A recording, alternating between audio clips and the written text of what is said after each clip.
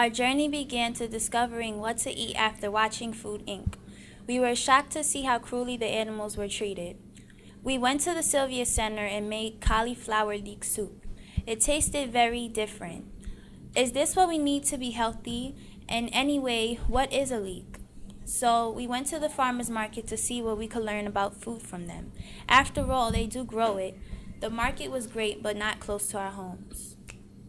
That people are doing wort nutrients. It has chlorophyll, nature, and all the nutrients of a green vegetable, but it's very concentrated, so we're just drinking it 1 ounce at a time. It's because our cattle spend every day walking around on grass in pastures, and all they ever eat is grass, which is what nature intended for them to eat. We have a nice, clean, no nitrates, no chemicals added, hot dogs, meaning no nitrates, meaning no preservatives. If your food won't spoil, you probably shouldn't eat it, because if it won't spoil, it's probably not food.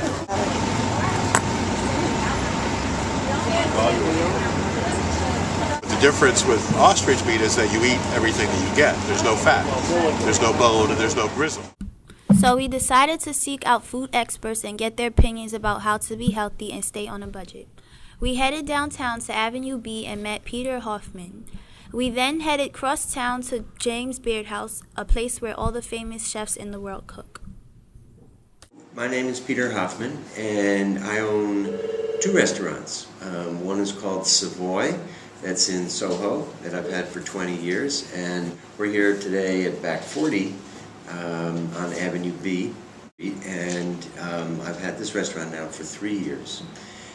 And what I like to do and what I like to cook for people is to go to the farmers markets. That's a lot of what we do, is we go to the farmers markets and buy the vegetables that are in season and that are grown in our region, and then cook them. And like my son, all he wanted was a sandwich that looked like everybody else's sandwich, which was bread with mayonnaise and either sliced cheese or sliced meat on it, which I find, it's not that that's bad for you, but I kind of find that boring and not necessarily as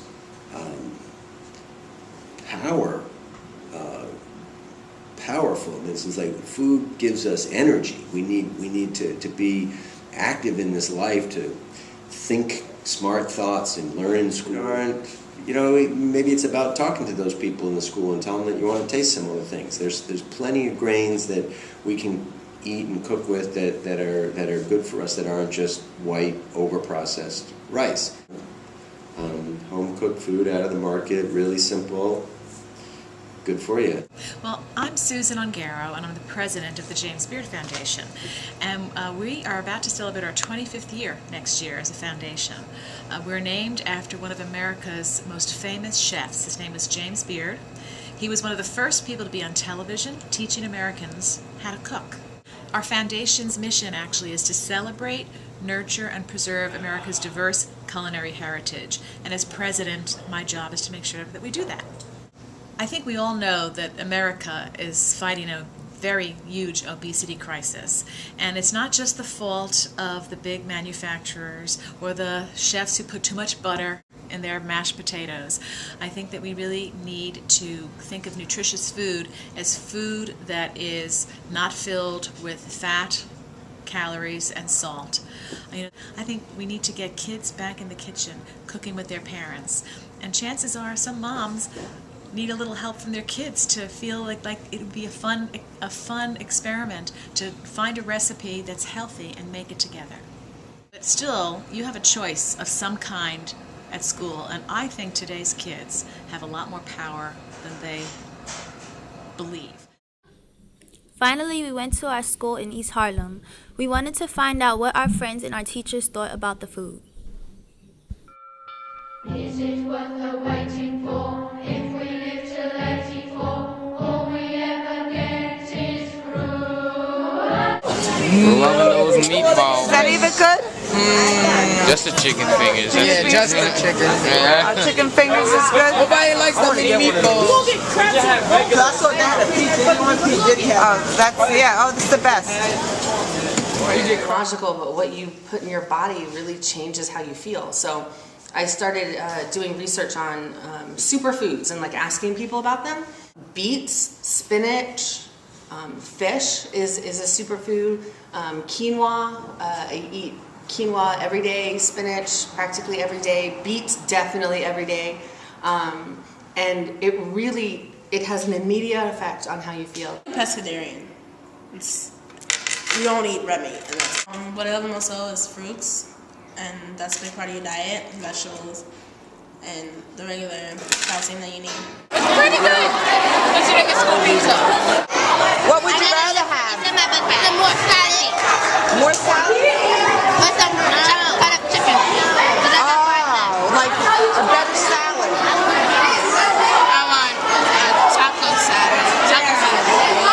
What if the pizza had broccoli on it? I would eat it. I like the spinach ones better. My favorite food is cheeseburgers.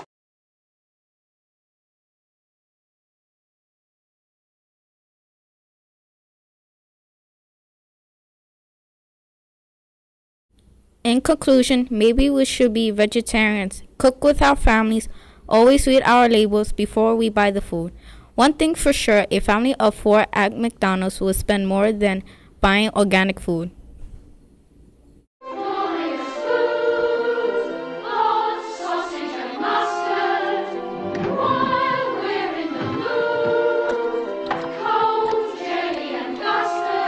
Okay, everyone knows I don't like this lunch. You know, I don't know why.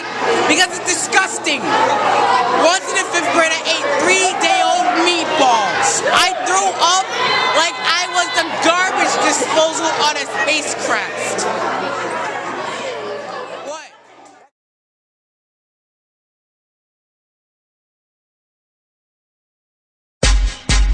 Ha! Ha ha! Ha! Ha! Ha! Ha! Ha! Ha! I'm at the Pizza Hut. What? I'm at the Taco Bell. What? I'm at the combination Pizza Hut and Taco Bell. I'm at the Pizza Hut. What? I'm at the Taco Bell. I'm at the combination Pizza Hut and Taco Bell. Wait, we're at the Pizza Hut. What? We're at the Taco Bell. What? We're at the combination Pizza Hut and Taco Bell.